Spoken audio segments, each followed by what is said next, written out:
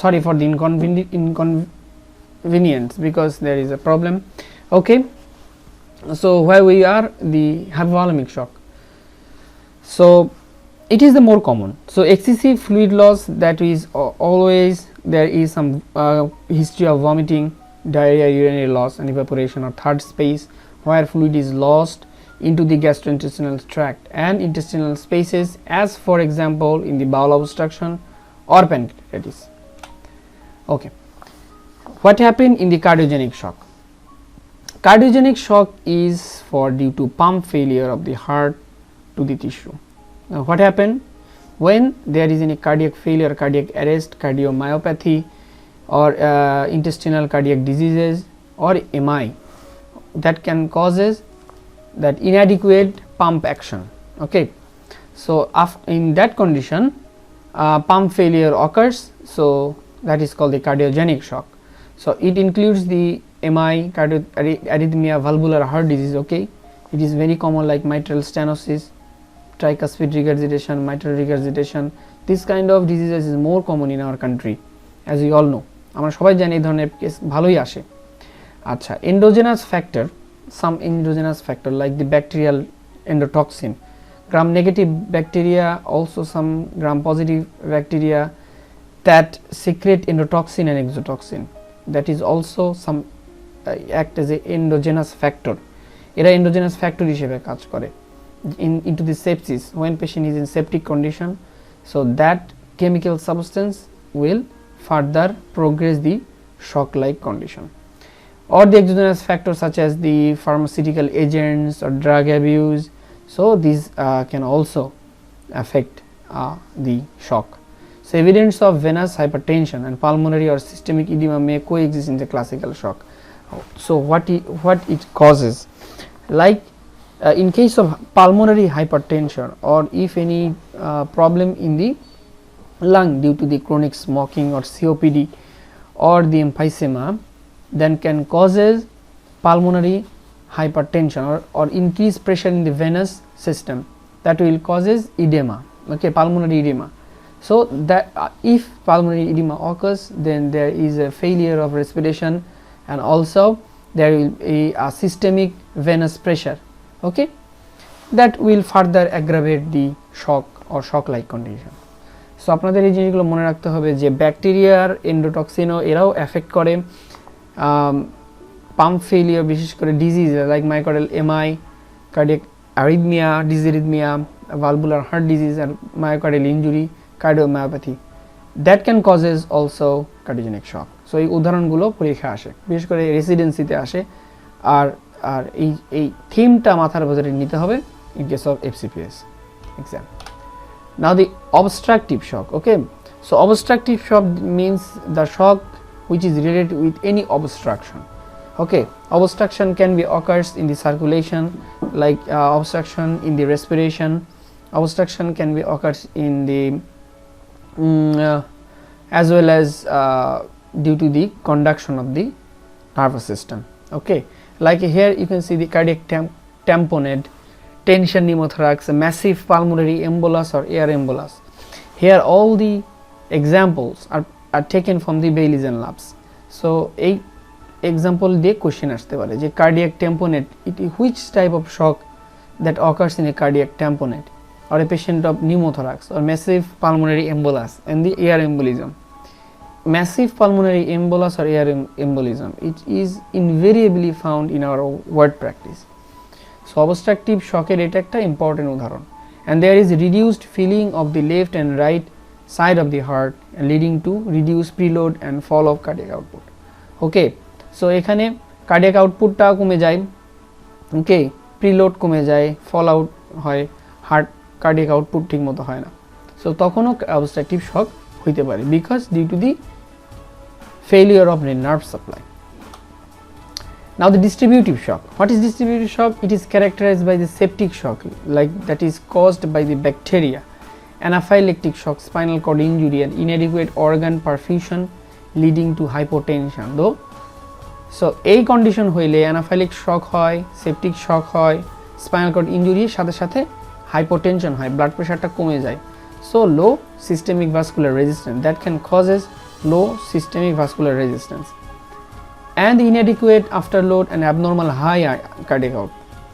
So কখনো cardiac after লোডটা inadequately হয় না, and abnormal high cardiac output. In case of septic shock একে বলা হয় ওয়ার্ম শক।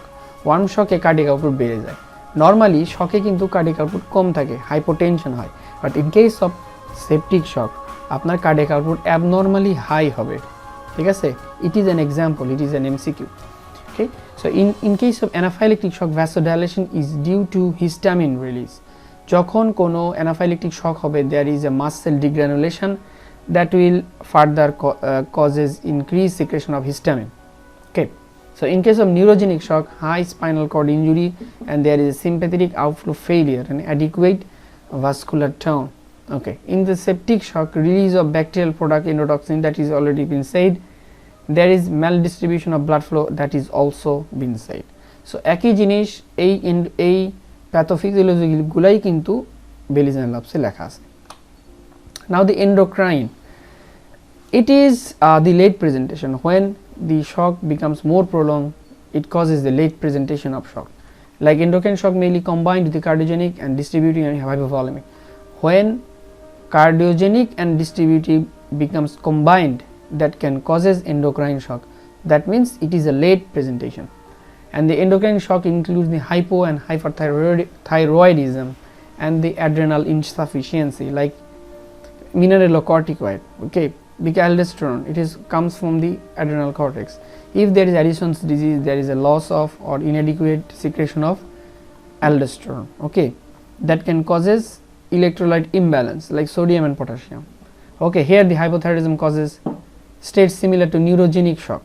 মানে যদি hypothyroidism হয়, it will delay the nervous stimulations, and due to disordered vascular and cardiogenic output falls, so bradycardia occurs and the low inotropic events occur. So here you can see the bradycardia occurs in case of hypothyroidism.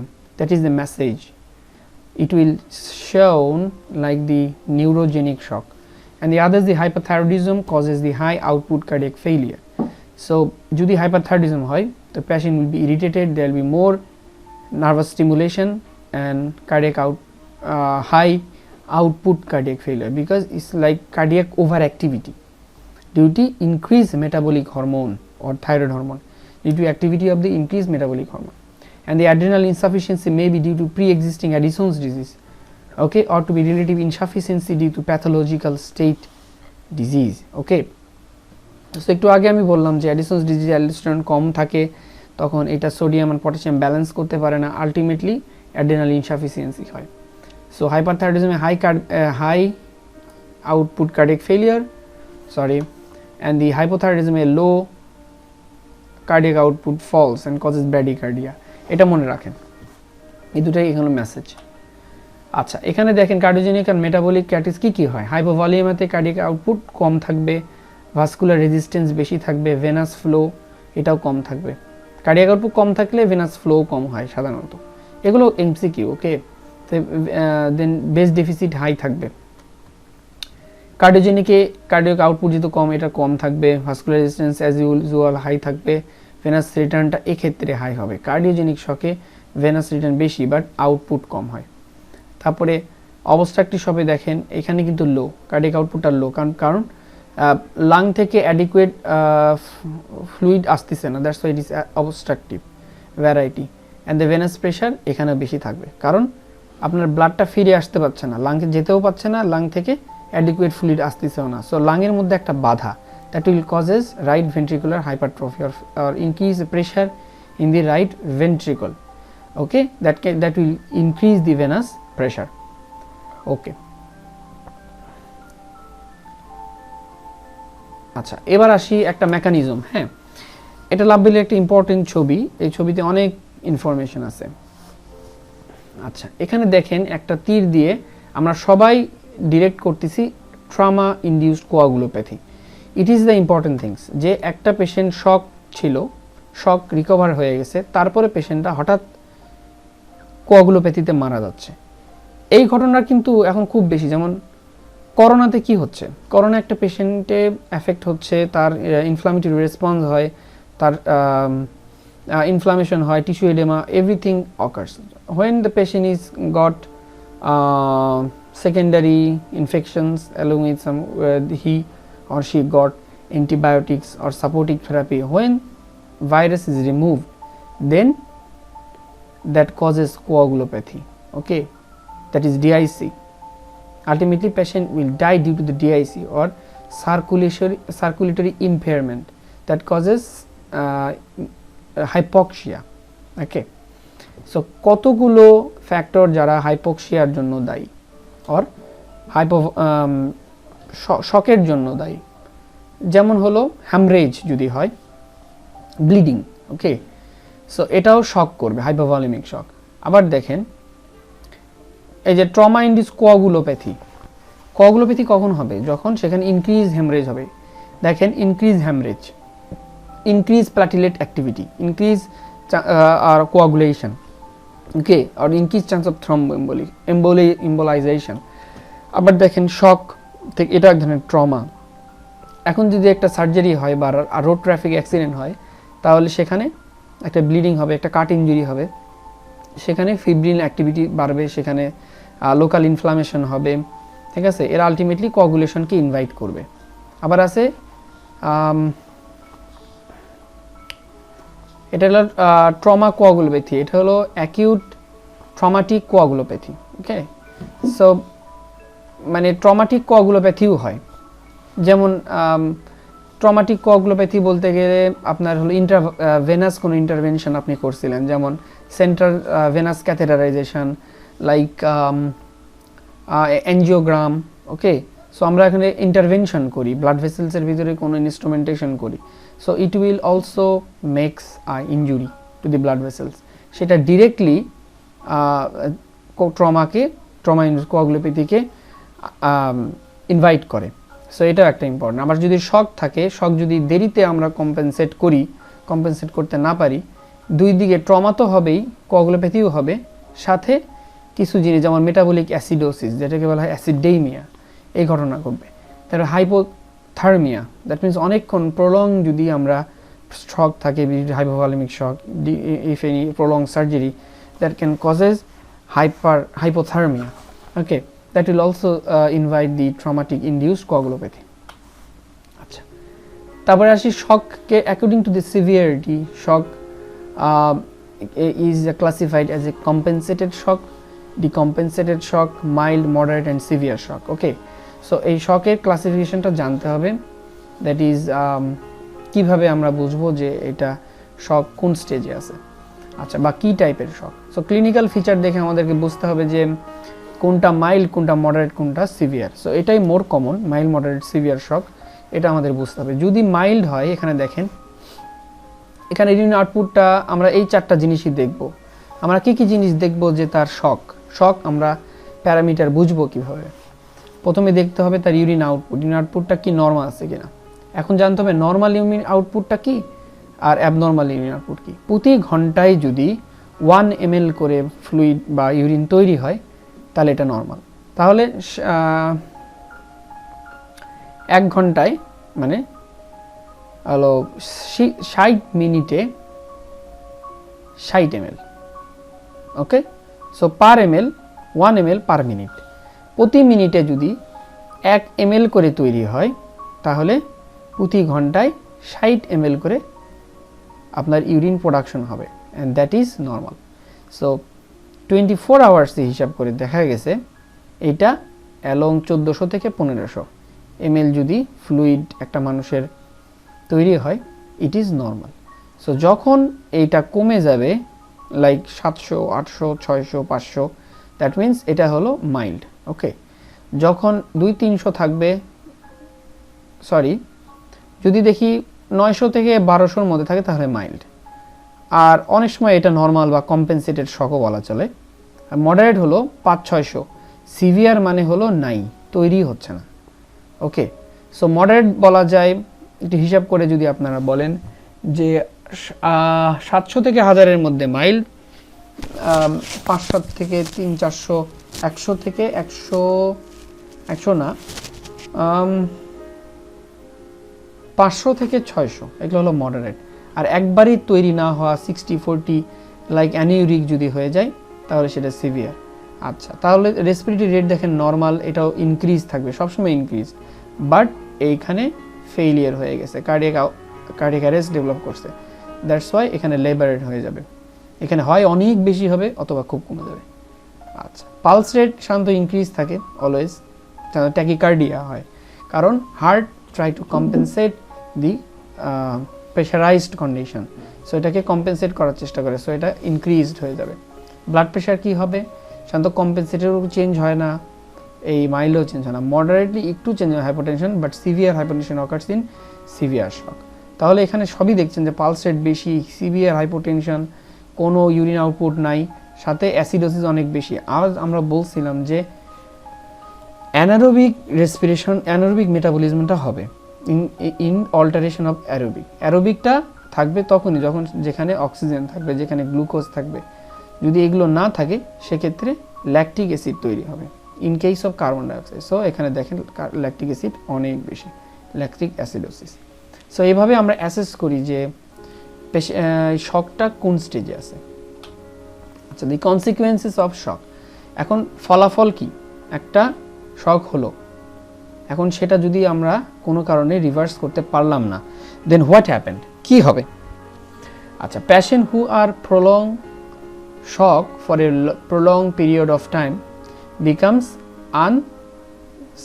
unresuscitable or the cell death follows from cellular ischemia.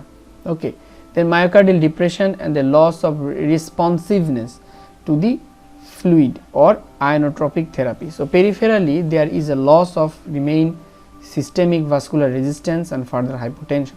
So প্রথমে কথা হলো unresuscitable, এক সময় শককে আর reverse করা যাবে না, ওইটা হয়ে যাবে continue to or turns into death sentence, এটা মারা যাওয়া ছাড়া কোনো বুদ্ধি নেই। আর মায়োকার্ডিয়াল ডিপ্রেশন হয়ে যাবে, that means cardiac arrest develop করবে।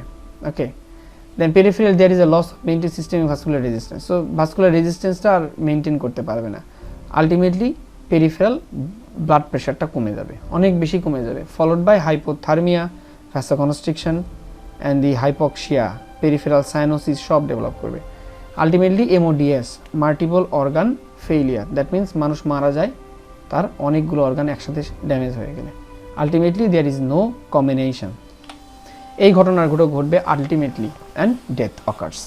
লাইক লাংয়ে হবে acute respiratory distress syndrome ARDS, in the kidney acute renal insufficiency, that means renal failure, and coagulopathy DIC, and the cardiovascular failure, that means cardiac arrest, এই সব ঘটনাই ঘটবে, that is called MODS।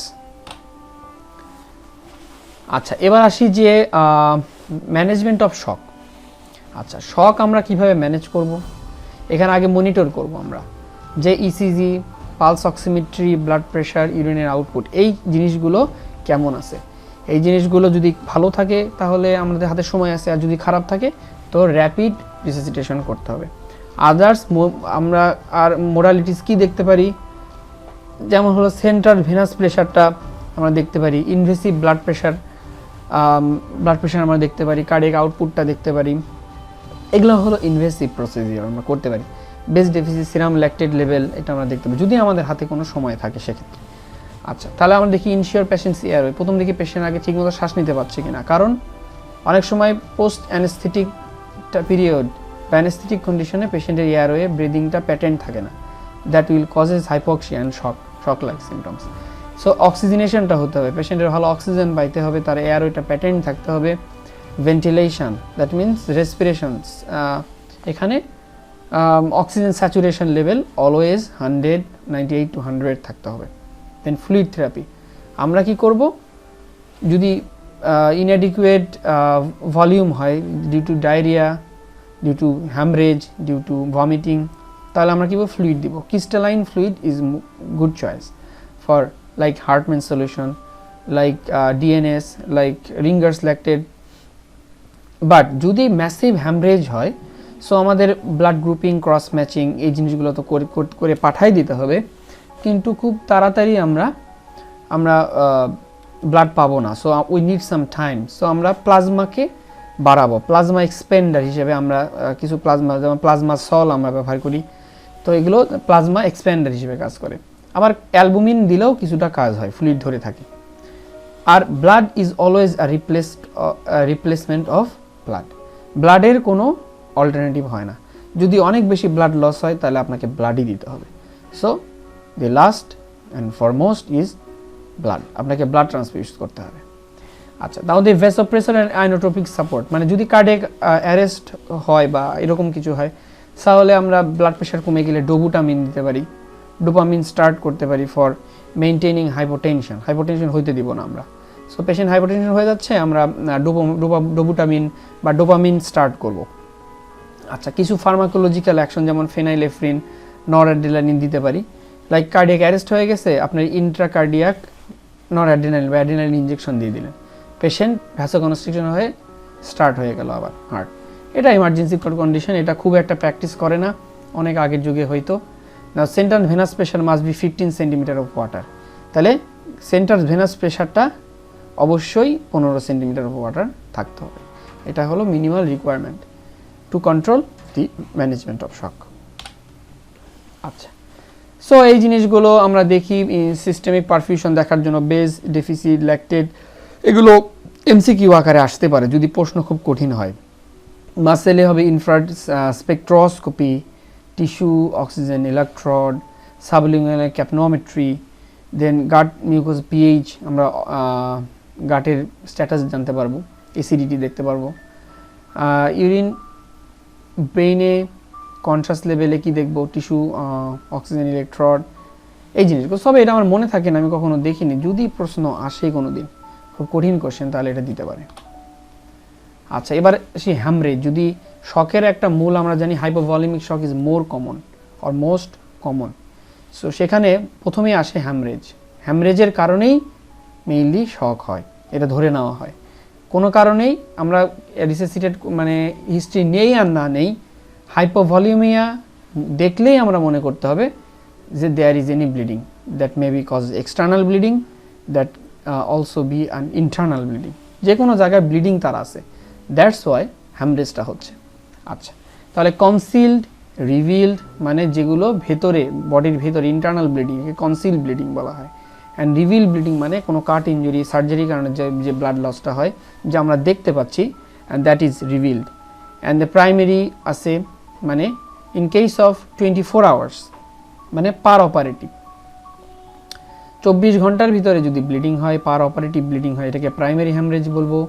রিয়াকশানি মানে হলো it is due to mechanical problem or unskilled surgeon, যদি দেখা গেল একটা ব্লিডিংয়ের ভেসেল বাঁধলো, কোনো কারণে স্লিপেজ অফ লাইগেচার হলো, ওকে, বা ওখানে আর মিস করে গেছে কোনো জায়গায় যেখানে ক্লট ছিল, ক্লট রিট্রাকশন হয়ে গেল, ক্লট পরে ছুটে গেল due to the increase blood pressure, তো that can causes reactionary haemorrhage. এখন রিয়াকশনারি হ্যামরেজ কই হয়, এই রিলেটেড কিছু কোশ্চেন আছে, যেমন প্রস্টেট, লাইক থাইরয়েড, এগুলোতে রিয়াকশনারি হ্যামরেজ হয়, এটা কখনো কখনো পরীক্ষায় আসে। আচ্ছা, তারপরে আছে সেকেন্ডারি, হলো 7 থেকে 14 দিনের পর যদি আবার ব্লিডিং হয় তাহলে এটাকে রিয়াকশনারি হ্যামরেজ বলে। সো হ্যামরেজ কাকে বলে? Extravasation of blood to the peripheral tissue or the extravasation of blood from the blood vessels is called the hemorrhage. Okay, so আচ্ছা, এবারে দেখি ডিগ্রি অফ ক্লাসিফিকেশন। এখানে দেখেন কতটুকু ব্লাড লস্ট হলে আমরা আপনার এটা ডিগ্রির মাধ্যমে প্রকাশ পেয়েছে যে হ্যামরেজিক শক হইতে পারে, বা ক্লাস, হ্যামরেজিক শকের ক্লাস করছে একটা ক্লাসিফিকেশন বাই দি ডিগ্রি। কিভাবে? লেস দেন 15% ব্লাড লস হলে সেটা first degree, or the first class, 15 to 30 হইলে সেকেন্ড ক্লাস, 30 to 40 হলে থার্ড ক্লাস, আর মোর দেন 40 হলে ফোর্থ ক্লাস। আচ্ছা, দ্যাট মিনস এটা খুবই খারাপ। তাহলে ব্লিডিং, এখনকার সময়ে ব্লিডিং প্রায় হয় না, এখন খুব ভালো কোয়াগুলেশন করার মেশিন যেমন হলো ডায়াথার্মি মেশিন বের হয়েছে, সো এখানে এখন ব্লিডিং হয় না বললেই চলে। But except some great vessels injury like aorta, like portal vein, say subclavian artery in case of thoracic surgeries, and some malignant surgeries in case of iliac artery damages or accidental injuries. So এই ক্ষেত্রে সাধারণত 30-40% or more than 40% bleeding হয়। So আমাদের এই ব্লিডিংটাকে classify করা জানতে হবে for MCQ, যে less than 15%, 15 to 30%, 30 to 40%, and less than 40%. আচ্ছা, নাও দ্য ড্যামেজ কন্ট্রোল সার্জারি। আমরা ক্লাসের শেষের দিকে চলে এসেছি। সো আমাদের সার্জারির সময় কিছু ড্যামেজ কন্ট্রোল করতে হবে, ঠিক আছে? মাথায় থাকতে হবে যে আমরা পেশেন্টের ভালো করতে আসছি, পেশেন্টের ফার্দার কোনো ড্যামেজ আমরা করব না। সো আমরা কিভাবে ড্যামেজ কন্ট্রোল করতে পারি? আমরা ট্রামাটিক কোয়াগুলোপ্যাথি, আমরা কোয়াগুলোপ্যাথি যাতে ডেভেলপ না করে আমরা তার জন্য লো মলিকুলার ওয়েট হেপারিন ব্যবহার করতে পারি, অথবা এটা খুব ভালো অপারেশনের জন্য low molecular weight heparin, in case of unfractionated heparin. Low molecular heparin খুব কম সময়ের জন্য থাকে, সো এটাকে কন্ট্রোল করা যায়, একে উইথড্র করা যায়, ওই জন্য লো মলিকুলার ওয়েট হেপারিন খুব ভালো। কারণ এমআরসিএস পরীক্ষা অনেক সময় এই কোশ্চেনটা থাকে।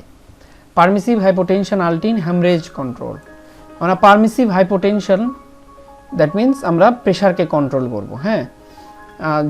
সো বেশি হাইপোটেনশন হয়ে যায় এরকম কোনো ড্রাগ ব্যবহার করব না, এরকম কোনো অ্যানেস্থেটিক এজেন্ট ব্যবহার না করাই ভালো। So choosing of drug or anaesthetic drugs is so important. Now the limit crystalloid and colloid infusion to avoid dilutional coagulopathy.